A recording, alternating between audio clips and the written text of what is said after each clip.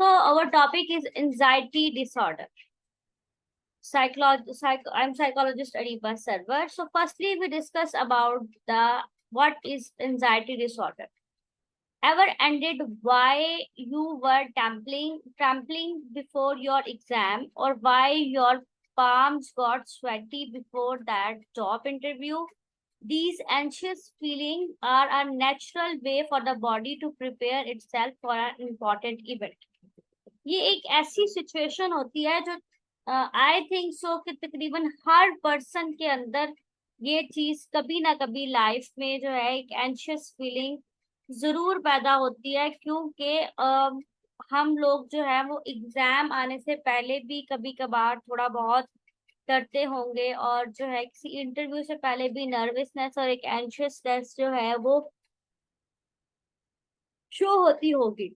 You would have also noticed how you started to calm down once that event was underway. और आप इस चीज से भी गुजरते होंगे कि जैसे जैसे आप उस चीज के नजदीक जाते जाते हैं तो वो थोड़ी जो है वो एंशियसनेस बढ़ती है, और फिर जैसे जैसे वो वक्त गुजरता जाता है, आपका इंटरव्यू या हो जाता है या एग्जाम में आप बैठ जाते हैं, एग्जाम करना स्टार्ट कर देते हैं, तो फिर आपकी वो एंशियसनेस आहिस्ता आहिस्ता कम होती जाती है. आपकी ब्रीथिंग स्टाइल्स जो है वो इजियर होते जाते हैं. आपका हार्ट जो है वो बहुत तेज तेज पंप कर रहा होता है एग्जाम से पहले, और एग्जाम में जाने के बाद वो जरा स्लो डाउन हो जाता है. Such an anxiety actually help us perform better as it makes us more alert. ये एंजाइटी हमें हमारी बेटर परफॉर्मेंस के लिए जो है वो हेल्पफुल साबित होती है.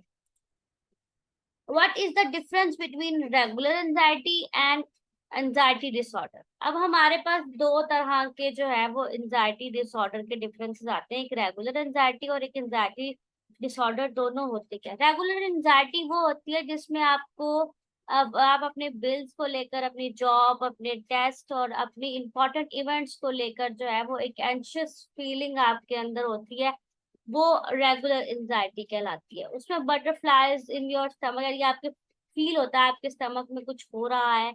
पर अगर पब्लिक में परफॉर्मेंस है, कोई बिग मीटिंग है, कोई बिग इवेंट है, तो इस इन टाइम्स में आपके साथ कोई इशू क्रिएट होना, ये एंजाइटी रेगुलर एंजाइटी की तरफ लेकर जाती है. Fair of a dangerous object, place or situation, for instance a stray dog barking at on the street.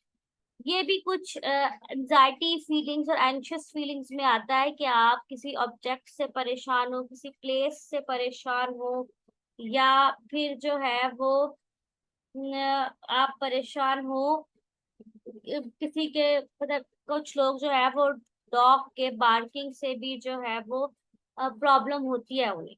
Sadness की फीलिंग आना किसी भी चीज को लेकर, किसी के ट्रॉमा को लेकर, किसी लव्ड वन के जो है वो लॉस को लेकर एकदम से जो है वो इमिजिएट परेशानी क्रिएट कर देना, खुद को जो है वो एंशियस करना. फिर उसके बाद जो है वो मेंटेनिंग हाइजीन मेंटेन करना, और हाइजीन मेंटेन करने के लिए भी एंशियसनेस फील करना. उसके अलावा जो है वो breaking into a sweat before a big match, किसी बिग मैच से पहले एक पसीने का जाहिर होना, ये सब रेगुलर एंजाइटी में आता है. अब एंजाइटी डिसऑर्डर बेसिकली क्या होता है? worrying constantly, excessively, no apparent making is a difficult for your perform day to day activities. Day to day activities में एक्सेसिवली जो है वो रीजंस क्रिएट करना, परेशानी के, टेंशन के, एक फेयर सिचुएशन क्रिएट होना in a social life, in a performance related situations और एक्सपोज्ड लाइफ में, या फिर जो है वो ह्यूमिलेटिंग एम्बैरसिंग सिचुएशंस क्रिएट होना, इरिटेशन क्रिएट होना किसी प्लेस पे जाने से पहले, किसी प्लेस में जैसे एलिवेटर में एंटर होने का फेयर होना, escape of might to be possible, कोशिश करना कि वहां से दूर चले जाएं. इस तरह की चीजें जो है वो एंजाइटी डिसऑर्डर में, क्योंकि जिन लोगों को किसी क्लोज प्लेस पे जाने से डर लगता है, वो एक फोबिया फोबिया कहलाता है, और वो फोबिया जो है वो एंजाइटी की ही एक किस्म है. ठीक है. फ्लैशबैक्स, रिपीटेड फ्लैशबैक ड्रीम्स होना, सब्सिक्वेंट वरी होना, exposure of extremely traumatic events को जो है वो पास आउट करने में इशू करना. फिर पैनिक अटैक्स आ जाना, समवन जो है वो सम पर्सन्स को जो है वो पैनिक अटैक्स आते हैं। पैनिक अटैक्स आते हैं ड्यू टू वो ये चीज महसूस करते हैं कि उन्हें हार्ट अटैक हो रहा है और वो मर मर रहे हैं। इस तरह की सिचुएशंस उनके अंदर जो है वो आ जाती है। What are the symptom of anxiety disorder. अब एंजाइटी डिसऑर्डर के जो है वो डिसऑर्डर्स क्या है, इन ये है increased heart rate and heavy breathing, increased muscle tensions, tightening sensations in the chest, understanding and growing worries and restlessness की feeling आ जाना, अपनी जो है वो नीडल थिंक लीडिंग कंपल्सिव जो है वो बिहेवियर हो जाना, परेशानी एक अलग किस्म की पैदा होना।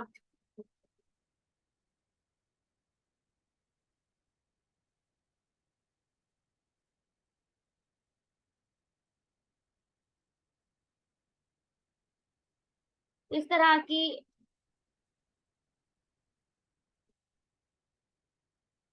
और इस तरह की ऑब्जर्विंग सिचुएशंस में प्रॉब्लम्स क्रिएट होना। फिर व्हाट कौन से ऐसे फैक्टर्स हैं जो एंजाइटी को कॉज करते हैं, इसमें हमारी फैमिली हिस्ट्री भी आती है। यानी कि फैमिली हिस्ट्री, अगर हमारी फैमिली में कोई हमारा एंसेस्टर कोई बड़े हैं जिनको एंजाइटी प्रॉब्लम्स है, मेंटल हेल्थ इश्यूज पहले से हैं, वो ओसीडी का किसी को प्रॉब्लम है, तो उनकी फैमिली में जो आगे जनरेशन है वो बायोलॉजिकली उनके अंदर ट्रांसफर हो सकती है एंजाइटी।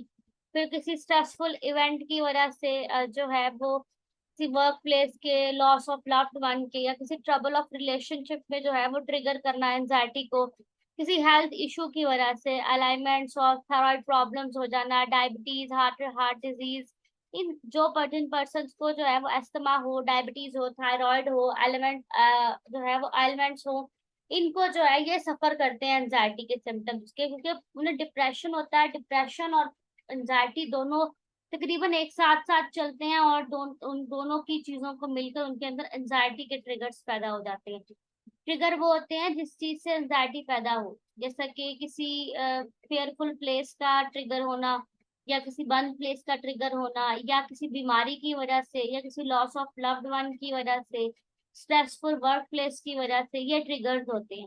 सब्सटेंस यूज, यानी कि heavily user of drugs, alcohols और अदर सब्सटेंस, ये भी जो है वो एंजाइटी क्रिएट करते हैं। सब हाई वेयर ऑफ जो है वो उसमें विड्रॉल देर से होता है। और personality factors, sometimes people with certain personality traits such as perfections और people who like to be controlled develop anxiety related issues। Personality factors की वजह से भी जो है वो एंजाइटी डिसऑर्डर जो है वो क्रिएट हो सकता है। अब है types of anxiety disorder. Type इसमें 6 तरह की टाइप्स हैं एंजाइटी डिसऑर्डर की। फर्स्ट टाइप है जनरलाइज एंजाइटी डिसऑर्डर, जो कि जीएडी है, जो कि एक्सपीरियंस करता है ज्यादातर जो है वो ये सिचुएशन जो है वो कंट्रोलिंग डिफिकल्ट होता है कंट्रोल करना एंजाइटी को। इसमें रेस्टलेसनेस की फीलिंग होती है, एज ऑफ टाइम, ऐसे हर वक्त पर्टिकुलर चीजों को लेकर परेशान रहना। ज्यादातर जनरलाइज एंजाइटी डिसऑर्डर जो है वो विमेंस में पाया जाता है, क्योंकि उनके ऊपर जिम्मेदारियां इतनी होती है कि वो हर वक्त अपनी उन जिम्मेदारियों को पूरा करने के लिए परेशान उन हालात में रहती हैं। तो जीएडी जो होता है वो विमेन्स में पाया जाता है। इसमें नेक्स्ट है obsessive compulsive disorder. Obsessive compulsive disorder वैसे तो खुद से एक बहुत बड़ा डिसऑर्डर है, जिसमें जो है वो पर्सन को अपनी आसपास की चीजों के बारे में बहुत ही हाइजीनिक सिचुएशंस होती हैं, वो अपने आसपास को बहुत साफ सुथरा रखना पसंद करते हैं। डिफरेंट किस्म के ऑब्सेसिव कंपल्सिव इश्यूज होते हैं उनके अंदर, तो उनके अंदर एंजाइटी पैदा होती है और साथ साथ ऑब्सेसिव कंपल्सिव के इश्यूज भी पैदा होते हैं। अब है सोशल फोबिया और सोशल एंजाइटी डिसऑर्डर। ये वो फोबिया या वो सोशल डिसऑर्डर है जिसमें किसी पर्सन को जो है अपनी सिक्योरिटी रिलेटेड या अपनी सिचुएशन रिलेटेड प्रॉब्लम्स क्रिएट होती है। इसमें जो एग्जांपल है कि अगर किसी पर्सन ने कोई ह्यूमिलेशन या कोई एम्बारसमेंट फील की हो ना अपनी लाइफ में किसी भी मूवमेंट पर, तो उस या पब्लिक प्लेस पर, तो या किसी ईटिंग प्लेस पर, तो उन लोगों के अंदर जो है वो सोशल फोबिया या सोशल एंजाइटी डिसऑर्डर जो है वो ऑटोमेटिकली क्रिएट हो जाता है। अब स्पेसिफिक फोबियाज जो होते हैं वो ये भी एक, जैसे मैंने आपको पहले भी बताया कि एंजाइटी में फोबियाज होते हैं, तो फोबियाज जो हैं वो डिफरेंट किस्म के हो सकते हैं। इसमें जो है वो इंसान अवॉइड करता है उन जगहों पर जाने से या वो काम करने से जिन चीजों का उन्हें फेयर हो, जो फोबिया में कन्वर्ट होता है। जैसे कि flying in airplanes, being in crowded harmless things such as spiders, high rise buildings, buildings के ऊपर ना जाना, प्लेन का सफर ना करना, किसी क्राउड प्लेस पर ना जाना, या किसी भी जानवर से फोबिया हो जाना, एलिवेटर्स का यूज ना करना, ये सब जो है फोबियाज में आ जाते हैं।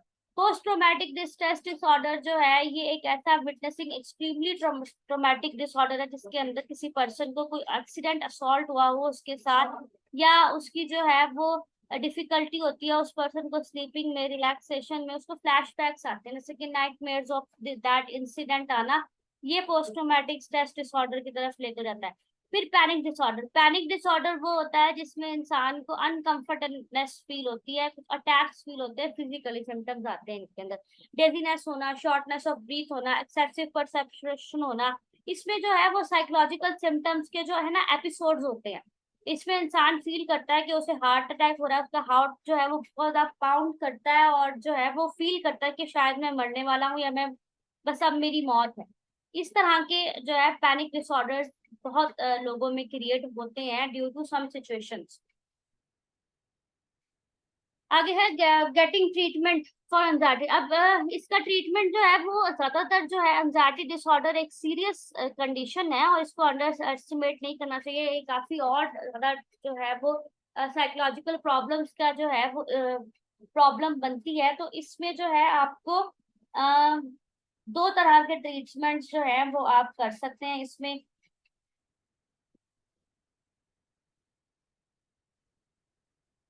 दो तरह का ट्रीटमेंट कर सकते हैं आप। फर्स्ट ट्रीटमेंट जो होता है वो मेडिकेशन, एंड सेकंड ट्रीटमेंट जो है इसमें काउंसलिंग। मेडिकेशन सिर्फ उन लोगों को दी जाती है जो बहुत हाई लेवल ऑफ एंजाइटी के ऊपर पहुंच जाए, यानी कि सवेयर के ऊपर चले जाए।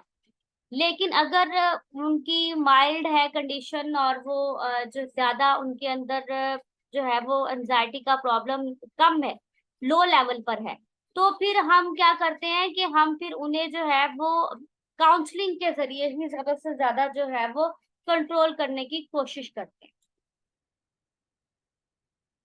फर्स्टली हम उनके अंदर चेंजेस लाने की कोशिश करते हैं। हम उनके अंदर चेंजेस लाने की कोशिश करते हैं, अबाउट उनके केयरिंग क्रिएट करके उनके अंदर उनकी बिहेवियरल चेंजेस लाने की कोशिश करते हैं, उन्हें सपोर्ट करते हैं, उनके अंदर रिड्यूसिंग डिस्ट्रस्ट जो होता है उसको क्रिएट करने की कोशिश करते हैं, यानी कि उनके डिस्ट्रेस को रिड्यूस करने की कोशिश करते हैं। पीपल जो एंजाइटी से सफर करते हैं वो लॉट ऑफ पेशेंस रिक्वायर होता है उनके अंदर, उन्हें कि कोई जो सामने वाला पर्सन जो उनके लिए हेल्पफुल क्रिएट कर रहा है, हेल्प दे रहा है, उनकी हेल्प कर रहा है, उनके लिए जो है वो सामने वाले पर्सन को बहुत ज्यादा पेशेंट होना पड़ता है, पेशेंस होता है, क्योंकि ये लोग बहुत एंगर उनके अंदर थोड़ा हो जाता है। तो एंगर, और उनको इनकरेज करना पड़ता है, पुश करना पड़ता है कि वो अपने स्ट्रेसर्स को लेकर फेस करे, अपने फेयर को फेस करे और राइट बैलेंस क्रिएट कर सके अपनी लाइफ में। नेक्स्ट है कोपिंग विद एंजाइटी डिसऑर्डर। अब कोपिंग कैसे कर सकते हैं, इसमें मैनी स्किल्स हैं। पॉजिटिव थिंकिंग क्रिएट कर सकते हैं हम उस पर्सन के अंदर, उसके अंदर हम स्ट्रेस मैनेजमेंट दे सकते हैं, लीडिंग हेल्थी लाइफस्टाइल्स दे सकते हैं, उन्हें रिलैक्सेशन क्रिएट कर सकते हैं। रिलैक्सेशन की भी बहुत सारी टेक्निक्स होती हैं जो कि हम किसी भी जो जो प्रोफेशनल होते हैं, जैसे कि मैं एक साइकोलॉजिस्ट हूँ, एक प्रोफेशनल हूँ, तो मैं जो किसी भी एंजाइटी पेशेंट के साथ जब वर्क करती हूँ तो फर्स्टली मैं कोशिश करती हूँ कि उसके अंदर के जितने भी स्ट्रेसर्स हैं, फेयर्स हैं, वो आहिस्ता आहिस्ता उसके अंदर से उससे बुलवा लूं, और उसके बाद एक एक करके उनके ऊपर जो है काम करना स्टार्ट करते हैं, ताकि वो अपने डिस्कम्फर्ट से जो है वो इजी वे की तरफ आए और आहिस्ता आहिस्ता जो है एंजाइटी उसके अंदर से जो है वो कम्प्लीटली खत्म होती जाए।